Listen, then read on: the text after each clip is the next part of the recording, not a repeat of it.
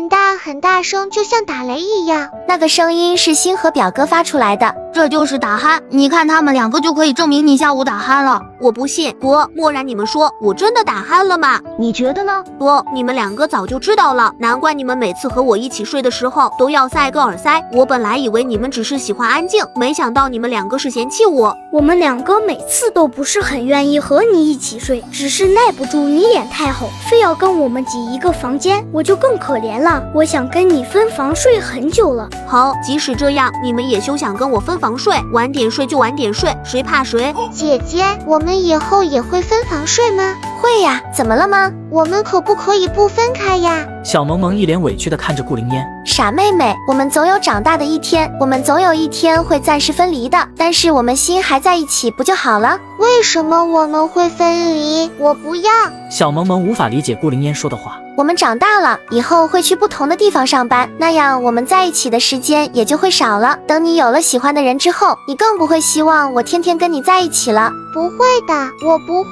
妹妹，未来的事都是无法预料的，但是不管怎么样，你永远是我的妹妹。你需要我的时候，我一定会出现在你面前。你们两个小丫头够了，才多大就想着那么长远的事情做什么？按你们现在年龄来看，至少还有20年都不可能分隔两地。白洛尘想不明白，两个才4、5岁的孩子，怎么看起来这么早熟？现在的孩子真是越来越难带了。赶紧吃饭。林默然面无表情地看着小萌萌。萌萌，你怎么还有这么多呀？我都吃完了。娜娜正准备去再打一份的时候，看见小萌萌餐盘里的食物几乎未动。娜娜，你那么多都吃完了？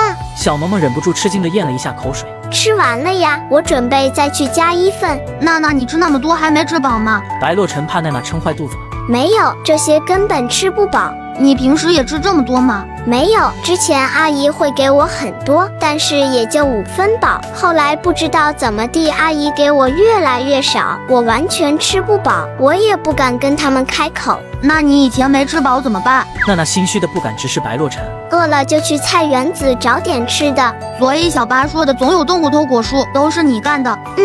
没吃饱就说去菜园子里偷吃是不对的，下次不能这样了，知道吗？白洛尘一脸无奈地看着娜娜教训，他是因为饿才会去偷吃的，所以白洛尘不怪他。那我现在可以去夹菜了吗？去吧，之后我也会跟阿姨说一声，以后多给你一点。真的吗？谢谢。娜娜激动拿着餐盘跑去夹菜。娜娜好能吃呀！小萌萌和顾灵烟都呆愣地点了点头。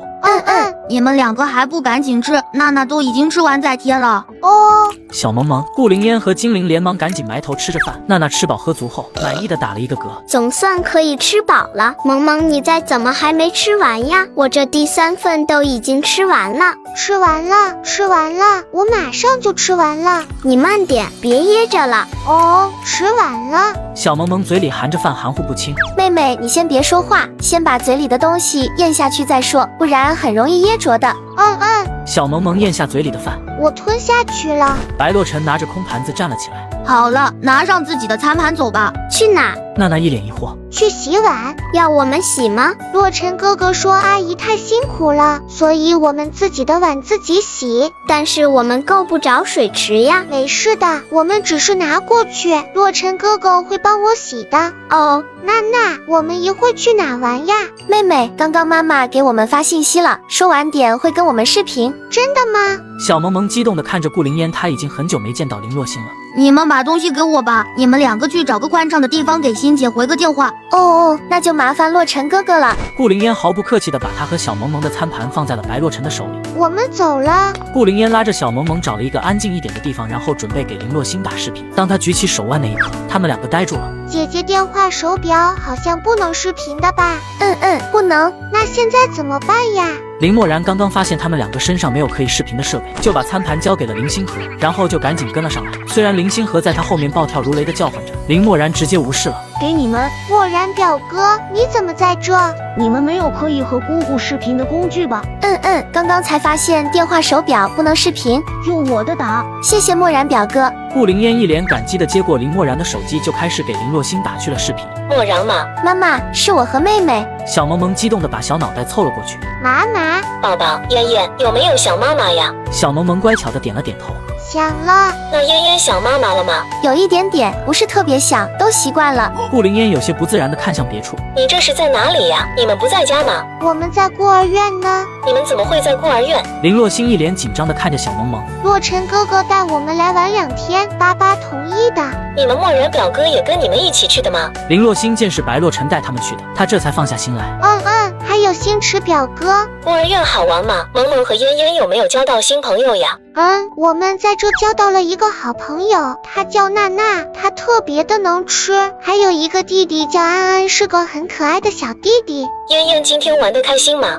我很开心，这里很有趣。照顾好自己和妹妹，妈妈过几天就回去了。妈妈，你也多注意休息，不要总熬夜。顾灵烟一脸担心地看着林若星。知道了，就你管得最宽。行了，妈妈知道了。等我回去了，我会给你们带礼物的。把手机交给漠然表哥，妈妈有事跟他说。漠然表哥，妈妈找你。顾灵烟把手机还给了林漠然。姑姑，漠然，你们怎么弄到一起了？昨天嫣嫣他们的幼儿园举办了亲子活动，你和姑父都没有空陪他们参加，所以我过去凑个数。他们当时聊到的，所以我就跟着一起来了。那就辛苦你们照顾一下他们，姑姑回去了给你们带礼物。没关系，这是我们应该做的。若星，导演又在喊我了，我挂了，你们注意安全，祝你们玩得开心。林若星急急忙忙的就挂了电话。妈妈挂了吗？